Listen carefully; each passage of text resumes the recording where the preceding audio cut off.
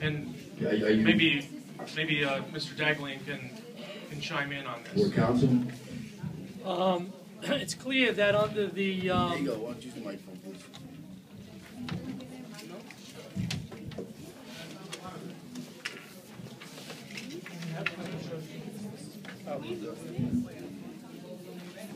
It's clear on...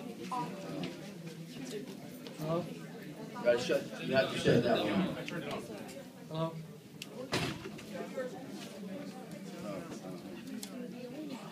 Under federal procurement law, state law, and your contractual law, the executive director is the sole appointing authority. The basis of that is in handbook number 7460.8, clause 2.2. Housing authority is required to establish and follow a written procurement policy consistent with 24 CFR 85.36. In clause 2, it states that a delegation of authority is generally given to the executive director. In New Jersey law, NJSA 48:12A-18, which is the enabling statute for housing authorities, that's the one that creates housing authorities. In that statute that sets up an executive director, it states that a housing authority may provide in contract with an executive director that the executive director shall be the appointing authority. In the contract that this board, and you're bound by all of the contracts signed by this board, whether you were on the board or not, it's legal precedent and legally binding on you. In Mr. Garcia's contract, it states clearly, Mr. Garcia, so the board is setting up the policy, they're delegating it as they can by state statute, following the federal procurement statute. Mr. Garcia shall be the appointing authority for all of the employees, vendors, and providers of goods and services of the authority. This board set up a policy in which the executive director is the sole appointing authority. Now, as long as that policy is not changed, and it can only be changed once Mr. Garcia's contract expires, that is what this board, 2.5 years ago, decided was the most prudent and followed both state and federal law.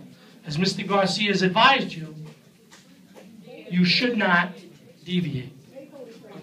I have a follow-up question to that. I just did. Oh, I have to shut mine?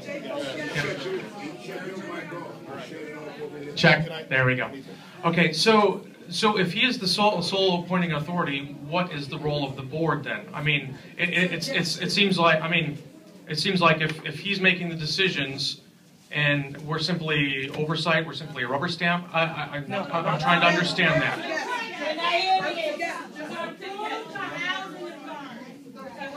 Not at all.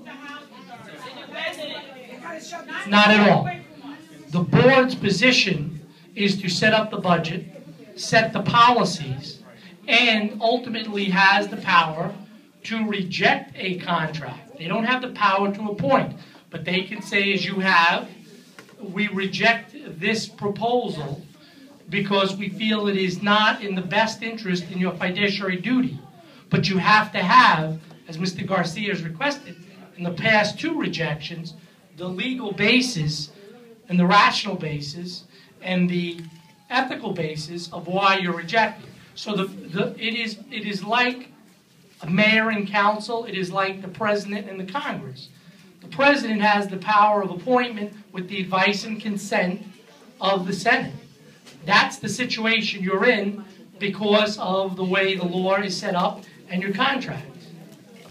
Okay, so essentially what you're saying is that the board has veto power only. Oh, I'm sorry, I didn't shut mine. Okay.